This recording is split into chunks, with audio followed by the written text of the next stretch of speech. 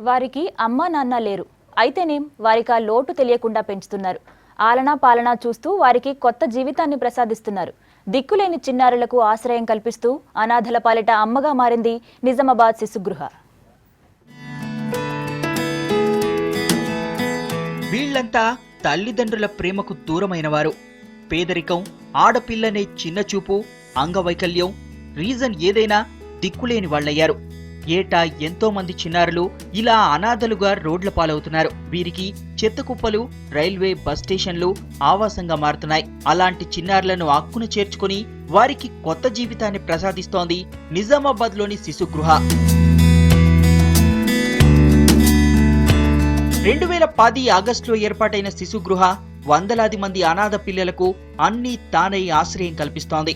పెంచలేక వదిలేసి వెళ్లిన పిల్లలు, రోడ్డు పక్కన అడుక్కుంటున్న వారు, తప్పిపోయిన బాలలు, ఇలా ఎంతో మంది చిన్నారులు శిశుగృహకు చేరుతున్నారు. వారి ఆలన పాలన చూడడమే కాకుండా కుటుంబం లేదన్న లోటు తీరుస్తోంది శిశుగృహ.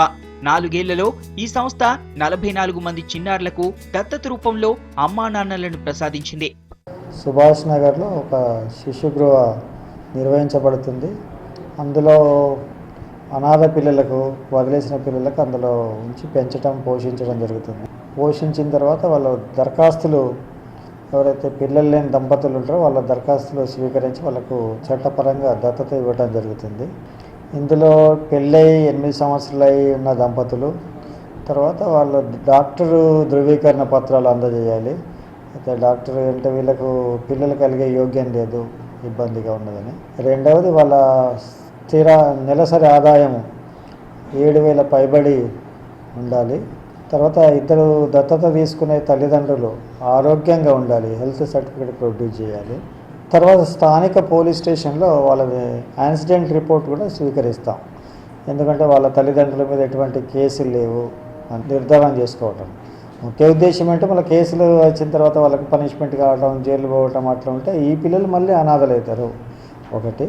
తర్వాత ఈ క్రానిక్ డిసీజెస్ ఏవైతే ఉన్నాయో, దీర్ఘకాలిక వ్యాధులతో బాధపడుతున్న వాళ్ళు, HIV, AIDS, TBతో బాధపడుతున్న వాళ్ళు ఉంటే వాళ్ళకు కూడా మేము ప్రోత్సహించాము తీసుకోవటానికి. ఎందుకంటే వాళ్ళు చనిపోయిన తర్వాత మళ్ళీ ఈ పిల్లలు అనాథలుగా ఉండటానికి అవకాశం ఉంటుంది. శిశుగృహ చేరదీస్తున్న అనాథల్లో ఎక్కువగా అప్పుడే పుట్టిన పసికూనలుంటున్నారు. వారి ఆలన పాలన చూసేందుకు 6 ఆయాలు, ఓ నర్సు పనిచేస్తున్నారు. తల్లిలా చిన్నారుల యోగక్షేమాలను ఎప్పటికప్పుడు కనిపెడుతున్నారు. కన్న పిల్లల కంటే ఎక్కువ చూసుకుంటాం. వాళ్ళు అడాప్షన్కి వెళ్తే కూడా మాకు మస్తు బాధ అనిపిస్తుంది. సొంత పిల్లల కంటే ఎక్కువ చూసుకుంటాం. వాళ్ళకి ఏ బాధ అయినా మాకు బాధ లెక్క అనుకొని మేము బాగా చూసుకోవడానికి ప్రయత్నం. ఇప్పుడు 12 మంది ఉన్నారు సార్ శిశుగృహలో. 7 ఆడవాళ్ళు, 5 మగవాళ్ళు.